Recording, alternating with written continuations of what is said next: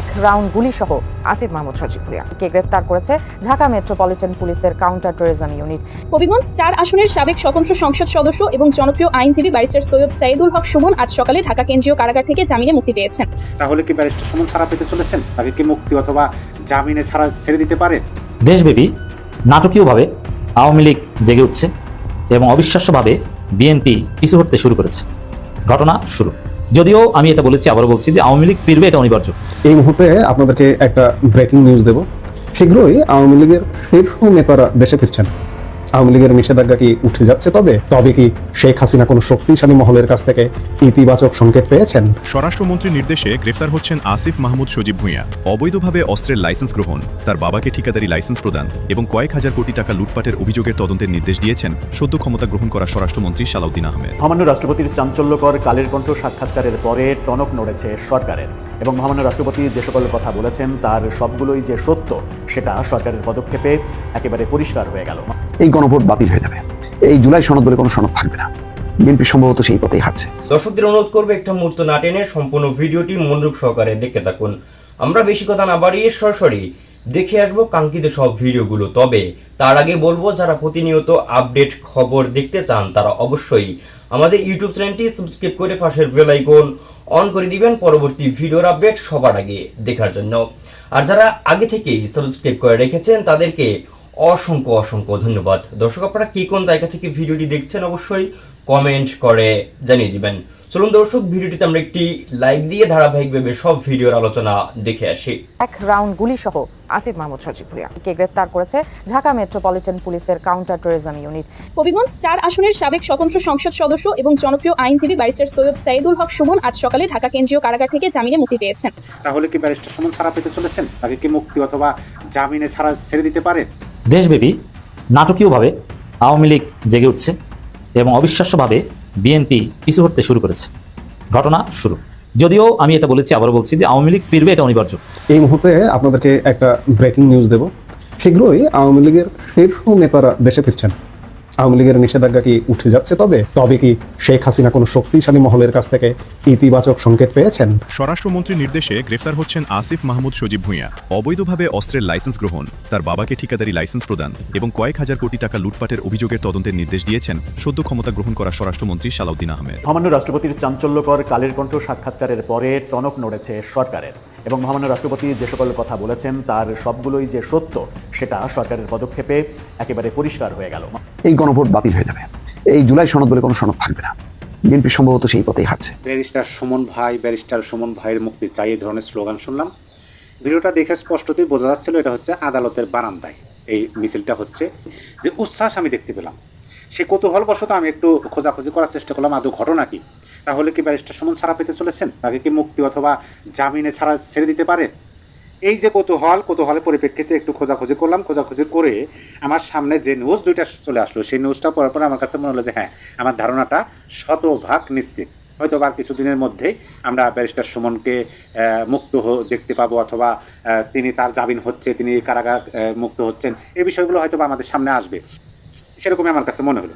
আমি মূলত আজকে আপনাদেরকে দুইটা শিরোনাম পড়ে শোনাই। একটা হলো এখানে সুন্দরভাবে, আগে শিরোনামটা বলি, দীর্ঘদিনের রিমান্ড ও বন্দিত্ব, ব্যারিস্টার সুমনের মুক্তির দাবি জোরালো হচ্ছে। এটা হচ্ছে শিরোনাম। 23 ফেব্রুয়ারি 2026, অর্থাৎ গতকালকে এই নিউজটা হয়েছে। মানে আমি যে ভিডিওটার কথা আপনাদেরকে বললাম ওটা গতকালকের ভিডিও। এই যে নিউজটা, এই নিউজে আপনি যদি পরিপূর্ণ পড়েন তাহলে এখানে একেবারে ধারা উল্লেখ করে বলা আছে কোন ধারায় কিভাবে সুমনকে কারাগারে আটকে রাখা হয়েছে, কিভাবে মিথ্যা মামলায় জর্জরিত করা হয়েছে, সুন্দরভাবে এখানে বিস্তারিত তোলা আছে। আমি সেদিকে গেলাম না, আপনারা চাইলে পড়ে নিতে পারেন। আমি শিরোনামটা আবার বলে দিই, দীর্ঘদিনের রিমান্ড ও বন্দিত্ব, ব্যারিস্টার সুমনের মুক্তির দাবি জোরালো হচ্ছে, এই শিরোনাম। এই নিউজটা বলে আপনারা পেয়ে যাবেন। এখন আসেন ওই যে আমার সন্দেহটা, যে ব্যারিস্টার সুমনের মুক্তি চাচ্ছে, কিন্তু উচ্ছ্বাস আমরা দেখতে পাচ্ছি, তারা মুক্তি চাচ্ছেন, আনন্দ দেখতে পাচ্ছি, মানে একেবারে বলতে গেলে এটা শিওর যে হ্যাঁ তিনি মুক্তি পাচ্ছেন। এইটা খুঁজতে গিয়ে আমি যে শিরোনামটি পেলাম বা যে নিউজটা পেলাম সেটা শিরোনাম আগে আপনাদেরকে বলি। এটা 22 ফেব্রুয়ারি 2026 নিউজ। শিরোনাম হলো, কারাগারে থেকেই আইনজীবী সমিতি নির্বাচনের প্রার্থী ব্যারিস্টার সুমন। কারাগারে থেকে তিনি সুপ্রিম কোর্টের বার কাউন্সিলের আইনজীবী সমিতির নির্বাচনের প্রার্থী হয়েছেন। এটা কিন্তু ছোটোখাটো কোনো বিষয় না। আমি তো আমার তরফ থেকে এইটুকু বলতে পারি যে তিনি জয় হবেন, এটা আমার বিশ্বাস আছে। তার যেমন তার নির্বাচনী এলাকায় তার যে জনপ্রিয়তা, পাশাপাশি সারা দেশব্যাপী তার যে জনপ্রিয়তা, আদালত অঙ্গনেও, আদালত পাড়াতেও কিন্তু তার জনপ্রিয়তা আছে। তিনি একজন ভালো মানুষ, এটা সবাই জানে। তিনি যে হিংসার শিকার, তিনি যে প্রতিশোধের শিকার, প্রতিহিংসার শিকার, সেইটার কিন্তু প্রমাণ হয়ে গেছে গত 18 মাস। আমি একটু নিউজটার মূল বিষয়টা আপনাদেরকে একটু পড়ে শোনাই। বাংলাদেশ সুপ্রিম কোর্ট আইনজীবী সমিতি SCBA 2026-27 মেয়াদের নির্বাচন আগামী 11 ও 12 মার্চ অনুষ্ঠিত হবে। এবারের নির্বাচনে আওয়ামী সমর্থিত প্যানেল থেকে সমর্থিত প্যানেল থেকে সম্পাদক পদে প্রার্থী হয়েছেন দেশের আলোচিত আইনজীবী ও সাবেক সংসদ সদস্য ব্যারিস্টার সৈয়দ সাইদুল হক সুমন। ব্যারিস্টার সৈয়দ সাইদুল হক সুমন তিনি সম্পাদক পদে প্রার্থী হচ্ছেন কারাগার থেকে। এখানে দেখেন কি বলা আছে, বর্তমানে কারাবন্দী থাকলেও তার সমর্থকরা প্রচারণায় সরব ভূমিকা পালন করছেন। তাইলে আমি যে স্লোগান শুনলাম, সেই স্লোগানগুলো অবশ্যই ব্যারিস্টার সুমনের সমর্থক, যারা তার নির্বাচনী প্রচারণা করতেছেন। ব্যারিস্টার সুমনের নির্বাচনী প্রচারণায় তাকে অকুতোভয় জননেতা হিসাবে উল্লেখ করে বলা হচ্ছে, হত্যা, জেল, জুলুম, লুণ্ঠন এবং মব জাস্টিসের বিরুদ্ধে তিনি এক প্রতিবাদী কণ্ঠস্বর। এখানে আপনার কি মনে হয় যে কিছু বাড়িয়ে বলা হয়েছে? আমরা তো এরকম শুনি বিভিন্ন নির্বাচনী প্রচারণায় অমুক ভাইয়ের চরিত্র ফুলের মতো পবিত্র, অনেক সমালোচনা থাকে। কিন্তু ব্যারিস্টার সুমনের নির্বাচনী বার কাউন্সিল নির্বাচনে সুমনের যে নির্বাচনী যে সমস্ত স্লোগান, যে সমস্ত শব্দ ব্যবহার করা হয়েছে, অকুতোভয় জননেতা, হত্যা, জেল, জুলুম, লুণ্ঠন এবং মব জাস্টিসের বিরুদ্ধে তিনি এক প্রতিবাদী কণ্ঠস্বর, একেবারে বাস্তবে কিন্তু তিনি প্রমাণ করছেন কারাগারে যাওয়ার আগেই। সমর্থকদের দাবি, সুশাসন প্রতিষ্ঠা এবং ন্যায় বিচার নিশ্চিতের লক্ষ্যে কারাগারের অন্ধকার প্রকোষ্ঠ থেকেই তিনি আইনি অঙ্গনে মর্যাদার লড়াই নেমেছেন। তাকে তো দাবি রাখা যাবে না। তার যে আদর্শ, বঙ্গবন্ধুর আদর্শ, মুক্তিযুদ্ধ, স্বাধীনতা, এই দেশের প্রকৃত দেশপ্রেমিকের আদর্শ তার মধ্যে বিদ্যমান, সেটা তো কোনোভাবেই তিনি আদর্শচ্যুত হতে হবেন না, এটা আমাদের বিশ্বাস। এবং তিনি যে অকুত ভয়, তার মনে যে ভয় নাই, সেটা কিন্তু আওয়ামী লীগ সরকারের আমলে তিনি বারবার প্রমাণ করছেন। এইবারও তিনি প্রমাণ করলেন, কারাগার থেকে তিনি নির্বাচনের জন্য প্রস্তুতি নিলেন, তাও আবার ছোটোখাটো কোনো পদ নয়, সম্পাদক পদের। 2024 সালের বৈষম্য বিরোধী ছাত্র আন্দোলনের সংগঠিত হত্যাকাণ্ডের একাধিক মামলায় ব্যারিস্টার সুমন বর্তমানে কারাগারে আছেন। তিনি দ্বাদশ সংসদ নির্বাচনে হবিগঞ্জ 4 অর্থাৎ চুনারুঘাট মাধবপুর আসন থেকে স্বতন্ত্র প্রার্থী হিসেবে জয় পান। তিনি তো নৌকাপতিকে নির্বাচন করেন নাই, বরঞ্চ নৌকাপতিকে যিনি নির্বাচন করছেন আওয়ামী লীগের হেভিওয়েট নেতা, একসময় প্রতিবন্ধীর দায়িত্বে ছিলেন, তার বিরুদ্ধে নির্বাচনী লড়াইয়ে তিনি জনগণের ভোটে জয় হয়েছেন, বিপুল ভোটে। ওই যে শুধুমাত্র তিনি তার আদর্শ বঙ্গবন্ধুর, মুক্তিযুদ্ধ, স্বাধীনতার, সেজন্যই তাকে 18 মাস ধরে বন্দী করে রাখা হয়েছে, সেটাই তো আমরা জানি। এই যে নিউজ দুটো আপনাদেরকে পড়ে শোনালাম, বার কাউন্সিল নির্বাচনে ব্যারিস্টার সুমন নির্বাচিত হতে পারবেন? নির্বাচিত হয়ে কি তিনি কারাগার থেকে মুক্তি পাবেন, নাকি অন্য কিছু? আপনার মন কোনটা বলে অবশ্যই এই ভিডিওর কমেন্ট বক্সে আপনি লিখে দেবেন। তবে আমার যেটা বিশ্বাস, অবশ্যই তিনি জয় হবেন এবং সত্যের জয় হয়। সত্যকে কোনোভাবেই ধামাচাপা দিয়ে রাখা যায় না। তার মতো প্রতিবাদী কণ্ঠস্বর এই বাংলায় খুবই প্রয়োজন। গত 18 মাসে প্রয়োজন ছিল, এখন তাদেরকে যথাযথ প্রক্রিয়া মেনে লাইসেন্স দেওয়া হয়েছে কিনা, তারা লাইসেন্স পাওয়ার উপযুক্ত কিনা আইন অনুসারে, সেগুলো সবই যাচাই বাছাই করা হবে। যারা অপরাধী তাদের প্রাপ্য সাজা তারা পেতে হবে। স্বরাষ্ট্রমন্ত্রীর নির্দেশে গ্রেফতার হচ্ছেন আসিফ মাহমুদ সজীব ভুঁইয়া। এই আলোচনায় রাজনৈতিক মহলে তোলপাড়। অবৈধভাবে অস্ত্রের লাইসেন্স গ্রহণ, তার বাবাকে ঠিকাদারি লাইসেন্স প্রদান এবং কয়েক হাজার কোটি টাকা লুটপাটের অভিযোগের তদন্তের নির্দেশ দিয়েছেন সদ্য ক্ষমতা গ্রহণ করা স্বরাষ্ট্রমন্ত্রী সালাউদ্দিন আহমেদ। পরীক্ষা নিরীক্ষা করে যে তাদের লাইসেন্স দেওয়াটা ঠিক হয় নাই, যথাযথ প্রক্রিয়া অনুসরণ করে নাই, রাজনৈতিক উদ্দেশ্যে বা বিভিন্ন অপরাধমূলক কর্মকাণ্ড করার উদ্দেশ্যে হয়তো অন্যভাবে তারা লাইসেন্স পেয়েছে রাজনৈতিক বিবেচনায়, সেই বিবেচনায় যারা পেয়েছে সেগুলো বাতিল করা হবে। প্রশ্ন উঠছে, এই তদন্ত কতদূর গড়াবে? শেখ হাসিনা পতনের পর আসিফ মাহমুদ ক্ষমতা গ্রহণ করেই লুটপাট শুরু করে এনসিপি নেতাকর্মীদের সহায়তায়। এরপর বিমানবন্দরে তাকে গুলির ম্যাগাজিন সহ আটক করা হয়, তবে তার হাতে মন্ত্রীর ক্ষমতা থাকার কারণে বিষয়টি তখন আর এগোয়নি। হারুন নিয়ে আসিফ মাহমুদের বিরুদ্ধে বিভিন্ন স্লোগান দেয়। পরে সমাবেশে বক্তারা বলেন, আসিফ মাহমুদ ক্ষমতা অপব্যবহার করে দুর্নীতি সহ নানা অপকর্মে করেছেন। কিন্তু এবার পরিস্থিতি বদলেছে। স্বরাষ্ট্র উপদেষ্টা সালাউদ্দিন আহমেদ জানিয়েছেন, সব লুটপাট ও অবৈধ অস্ত্র সংক্রান্ত অভিযোগের তদন্তের নির্দেশ দেওয়া হয়েছে। সেই লাইসেন্সের অধীনে অস্ত্র থাকলে সেটাও বাজেয়াপ্ত হবে, অ্যামুনিশন সহ। আর সেটা আমরা আজকেই সার্কুলার ইস্যু করব, জেলা পর্যায়ে যাবে, সমস্ত পর্যায়ে যাবে। এবার কি সত্যি আইনের মুখোমুখি হবেন আসিফ মাহমুদ, নাকি আবারও থেমে যাবে সব? তদন্তের ফলাফলই দেবে সেই উত্তর। ক্ষমতার অপব্যবহার করে শত শত কোটি টাকা হাতিয়ে নিয়েছেন অন্তর্বর্তী সরকারের উপদেষ্টা আসিফ মাহমুদ সজীব ভুঁইয়ার সাবেক এই সহকারী একান্ত সচিব। দেশব্যাপী নাটকীয়ভাবে আওয়ামী লীগ জেগে উঠছে এবং অবিশ্বাস্যভাবে বিএনপি পিছু হটতে শুরু করেছে। ঘটনা শুরু। রাজনীতি চরম গৌরবময় অনিশ্চয়তার খেলা। রাজনীতি ক্ষণে ক্ষণে রং বদলায়। আমরা বাংলাদেশের রাজনীতি এটাই দেখতে পাচ্ছি যে ক্ষমতায় বিএনপি, মার খাচ্ছে বিএনপি। এটা একটা কপাল পরোধক। গত 15 বছর মার খেয়েছে, এখন আবার গত 15 বছর ক্ষমতার বাইরে থেকে আওয়ামী লীগের মার খেয়েছে, এখন ক্ষমতা এসেও আওয়ামী লীগের মার খাচ্ছে। 4 জন বিএনপিকে হত্যা করেছে আওয়ামী লীগ।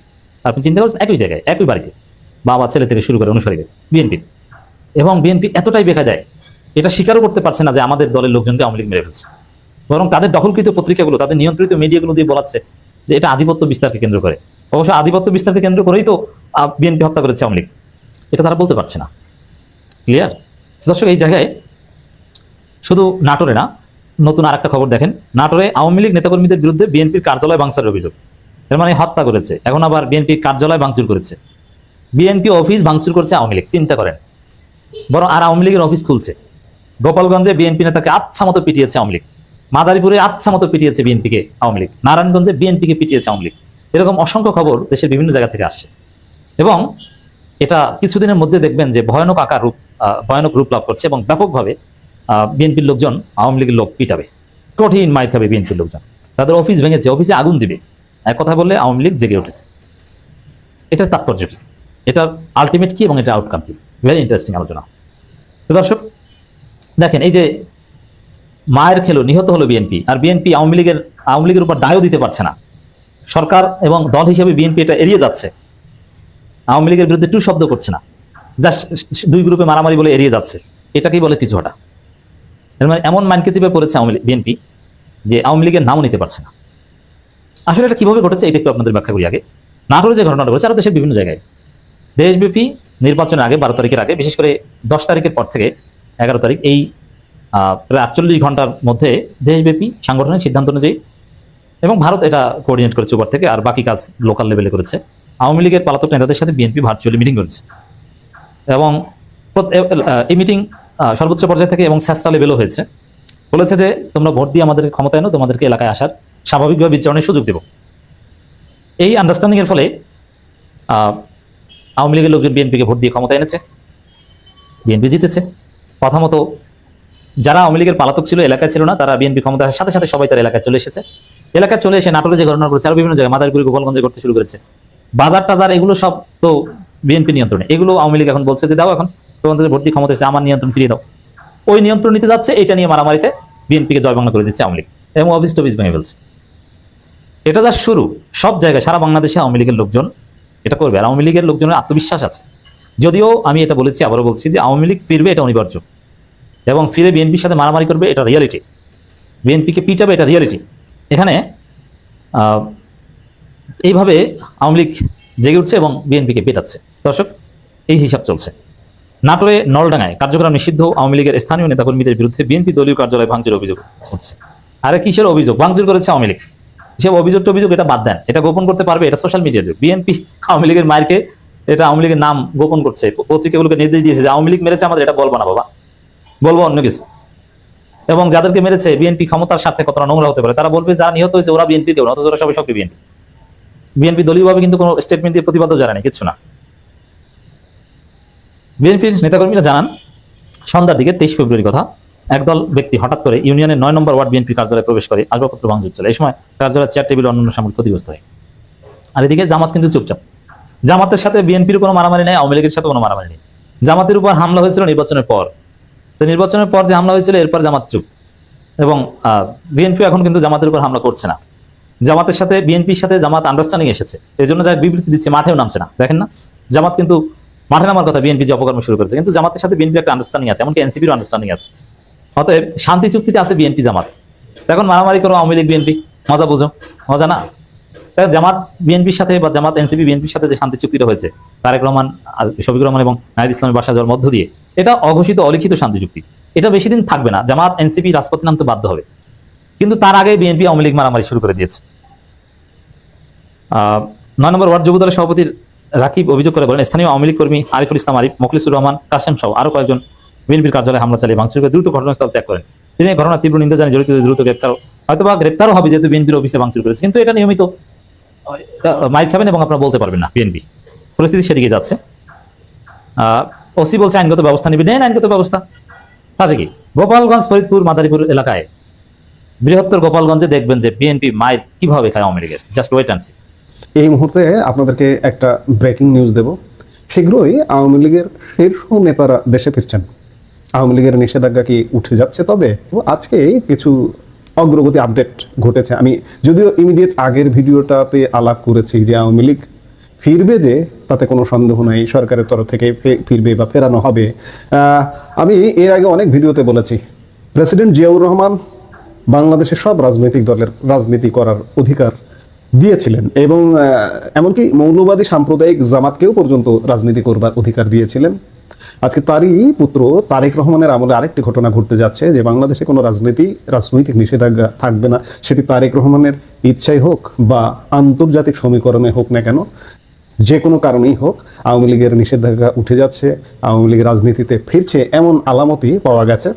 বাংলাদেশের রাজনীতিতে আসলে প্রতিনিয়ত ঝড় পূর্বাভাস এবং অনেক পূর্বাভাস অন্যরকম হচ্ছে, পাল্টে যাচ্ছে, এই ধরনের ঘটনা ঘটতেই আছে। আজকেই সকালের দিকে দিল্লি থেকে ভার্চুয়ালি যুক্ত হয়ে আওয়ামী লীগের কেন্দ্রীয় বেশ কিছু নেতার সাথে একটি গুরুত্বপূর্ণ বৈঠক করেছেন শেখ হাসিনা। দীর্ঘ বিরতির পর এই প্রথম দলের নেতাকর্মীদের উদ্দেশ্যে অত্যন্ত কড়া এবং সুনির্দিষ্ট কিছু নির্দেশনা দিয়েছেন তিনি। শেখ হাসিনা স্পষ্ট করে বলে দিয়েছেন, তৈরি হন, আবার ফিরতে হবে দেশে, মাঠে নামতে হবে। আজকের এই বৈঠকে শেখ হাসিনা ঠিক কি বলেছেন, কেন তিনি হঠাৎ নেতাকর্মীদের দেশে ফেরার নির্দেশ দিলেন এবং বিএনপি ও নির্বাচন নিয়ে তার বিস্ফোরক মন্তব্যগুলো আসলে কি ইঙ্গিত দিচ্ছে? মঙ্গলবার সকালে অনুষ্ঠিত এই বৈঠকে শেখ হাসিনা দিল্লি থেকে ভার্চুয়ালি যুক্ত হন। বৈঠকটি অনুষ্ঠিত হয়েছিল আওয়ামী লীগের একজন প্রেসিডিয়াম সদস্যের বাসভবনে, যেখানে কেন্দ্রীয় কমিটির বেশ অনেক সদস্যই উপস্থিত ছিলেন। এই বৈঠকে সবচেয়ে আলোচিত দিক হলো শেখ হাসিনার দেওয়া সরাসরি নির্দেশ। তিনি নেতাদের উদ্দেশ্যে বলেছেন, মানসিক এবং অন্যান্য প্রয়োজনীয় প্রস্তুতি নিন, কারণ এবার সবাইকে দেশে ফিরতে হবে এবং দেশের রাজনৈতিক ময়দানে সক্রিয় হতে হবে। তার এই বক্তব্যের পর রাজনৈতিক মহলের জল্পনা শুরু হয়েছে, তবে কি শেখ হাসিনা কোনো শক্তিশালী মহলের কাছ থেকে ইতিবাচক সংকেত পেয়েছেন? অনেক নেতার ধারণা, দলের ওপর থেকে নিষেধাজ্ঞা প্রত্যাহারের ব্যাপারে নেত্রী হয়তো কোনো বড় আশ্বাস পেয়েছেন। বৈঠকে শেখ হাসিনা গত 12 ফেব্রুয়ারি নির্বাচন নিয়ে কড়া সমালোচনা করেন। তিনি এই নির্বাচনকে একটি প্রহসন হিসেবে অভিহিত করেছেন। বৈঠকে উপস্থিত বিভিন্ন এলাকার দায়িত্বপ্রাপ্ত নেতারা দেশের বর্তমান পরিস্থিতি নেত্রীর সামনে তুলে ধরেন। শেখ হাসিনা দেশি বিদেশি পর্যবেক্ষকদের ভূমিকা নিয়ে অত্যন্ত ক্ষোভ প্রকাশ করেন। তিনি বলেন, অনেক পর্যবেক্ষক বাংলাদেশে থাকাকালীন বলেছিলেন নির্বাচন খুব ভালো হয়েছে, কিন্তু তারাই আবার নিজেদের দেশে ফিরে গিয়ে রিপোর্ট দিয়েছেন যে 12 ফেব্রুয়ারি নির্বাচন ছিল একটি সাজানো নাটক। শেখ হাসিনা নেতাদের সতর্ক করে বলেন, এসব দুমুখ লোকদের ভরসায় আমাদের বসে থাকলে চলবে না। তিনি নির্দেশ দিয়েছেন, কেন এই নির্বাচন প্রহসন, তার উপযুক্ত ব্যাখ্যা দেশের সাধারণ মানুষের কাছে পৌঁছে দিতে হবে। আওয়ামী লীগ শুরু থেকেই ভোটের হার নিয়ে প্রশ্ন তুলে আসছে। শেখ হাসিনার দাবি, এই নির্বাচনে কোনোভাবেই 60% ভোটের হিসাব মেলানো সম্ভব নয়। তিনি গর্বের সাথে উল্লেখ করেন যে তার ভোট বর্জনের আহ্বানে দেশের মানুষ অভূতপূর্ব সাড়া দিয়েছে। মজার ব্যাপার হলো, শেখ হাসিনা তার শাসনামলের 2018 সালের নির্বাচনের দিনের ভোট রাতে হওয়ার অভিযোগের প্রসঙ্গটি টেনে আনেন। তিনি পাল্টা অভিযোগ করে বলেন, এবার তো 12 ফেব্রুয়ারির ভোট 11 ফেব্রুয়ারি সন্ধ্যা থেকে ব্যালট বক্স বোঝাই করে রাখা হয়েছিল। অর্থাৎ তিনি বর্তমান নির্বাচন প্রক্রিয়ার বৈধতা নিয়ে সরাসরি চ্যালেঞ্জ ছুড়ে দিয়েছেন। বৈঠকে আলোচনার একটি বড় অংশ জুড়ে ছিল আওয়ামী লীগের রাজনৈতিক কার্যক্রমের ওপর থাকা বর্তমান নিষেধাজ্ঞা।